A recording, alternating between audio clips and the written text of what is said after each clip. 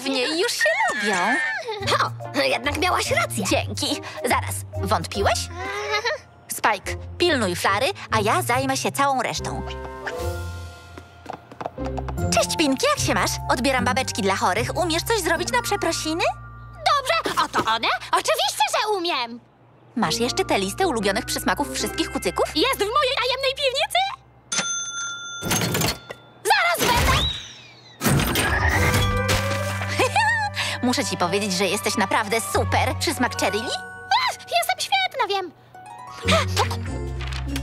Ciastka owsiane z żółtą posypką. Świetnie. I napisz na nich przepraszam. Mam do tego stempelek.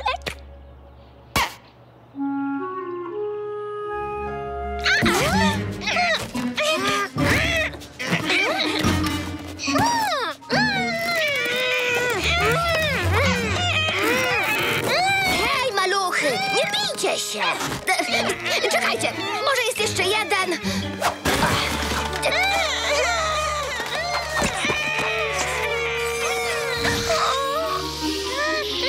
Kochanie, już zaraz się pobawimy.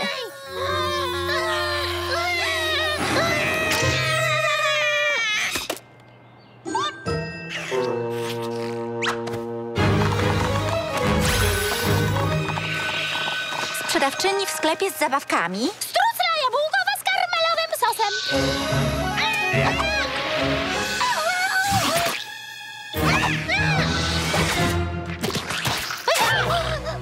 O nie, masz taką samą minę jak cherry Lee.